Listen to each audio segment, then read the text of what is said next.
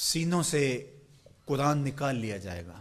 حافظ صبح اٹھیں گے تو انہیں ایک حرف بھی یاد نہیں ہوگا، حتیٰ کہ جو مصاحف کے اندر، کتابوں کے اندر قرآن مجید چھپا ہوا ہے، صبح کھولیں گے تو کسی ورقے پہ کوئی لفظ نہیں ملے گا، کوئی حرف نہیں ملے گا.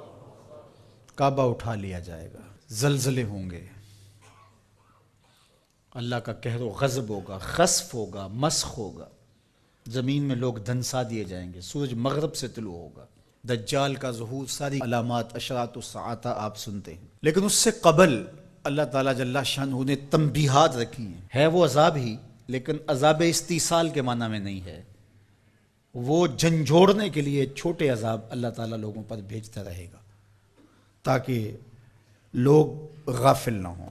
ارشاد فرمایا قل هو القادر علی ان یبعث علیکم عذابا من فوقکم. اے حبیب آپ فرما دیجئے اللہ اس بات پہ قادر ہے کہ وہ تمہارے اوپر سے عذاب بھیجے، آسمان سے پتھر اتریں، آسمان سے اللہ کے عذاب نازل ہوں، کڑکتی بجلیاں اور کڑک ان کو آلے، جس تمازی میں ہوا. وہ اس بات پہ اب بھی قادر ہے. جب یہاں تک آیت نازل ہوئی تو حضور نے کہا اعوذ بوجہک، اللہ تیری پناہ چاہتا ہوں.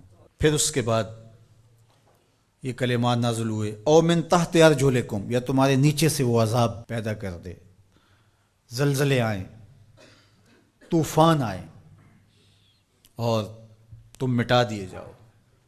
حضور نے پھر عرض کی اعوذ بوجہک. تیسری بات او یلبسکم شیئا ویذیق بعضکم باس بعض، یا تمہیں گروہوں میں تقسیم کر دے اور تم ایک دوسرے کی سختی کو سہو، برداشت کرو، ایک دوسرے کی تکلیف تمہیں پہنچے.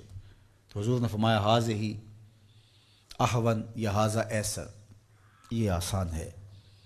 تو تین طرح کے عذاب ہیں جو اس آیت کریمہ میں ذکر کیے گئے. آسمان سے عذاب نازل ہو یا تمہارے نیچے سے وہ عذاب پیدا کر دے. اور تیسرا یہ ہے کہ تم تشتت و افتراق میں مبتلا ہو جاؤ، خانہ جنگیاں لگ جائیں، تم ایک دوسرے کو تکلیف پہنچانے کے درپے ہو جاؤ. یہ تیسری قسم کا عذاب ہے.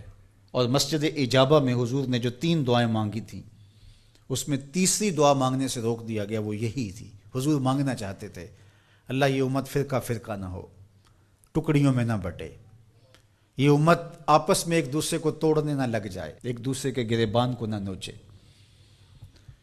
لیکن حضور کو منع کر دیا گیا کہ یہ ہوگا جب بدکاریاں ہوں گی، جب گناہ ہوں گے تو اللہ جل شانہ اس کے بدلے میں ان پر جو چھوٹا عذاب مسلط کرے گا، جو ان بڑے عذابوں کے مقابلے میں چھوٹا ہے.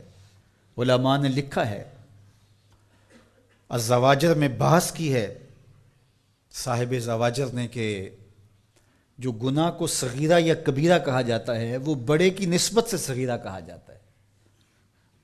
چھوٹا گناہ اس لیے کہا جاتا ہے کہ وہ بڑے سے چھوٹا ہوتا ہے، ورنہ جو چیز اللہ کو ناراض کر دے وہ چھوٹی نہیں ہوتی، گناہ بڑا ہی ہوتا ہے.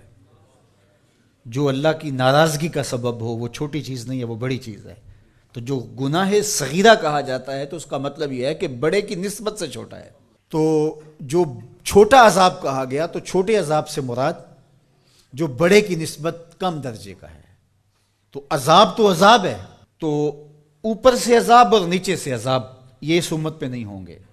یعنی قحط نہیں ہوگا، غرق نہیں ہوگا، آسمان سے پتھر نہیں برسائے جائیں گے، لیکن چھوٹے عذاب ان پر مسلط کیے جائیں گے. اور ان میں سے قرآن نے یہاں جس عذاب کا ذکر کیا کہ آپس میں تم الجھ پڑو گے، خانہ جنگیوں میں مبتلا ہو جاؤ گے، یہ تمہارے گناہوں کے سبب سے ہوگا. اور پھر جب الجھاؤ پیدا ہوتا ہے تو برکتیں اٹھ جاتی.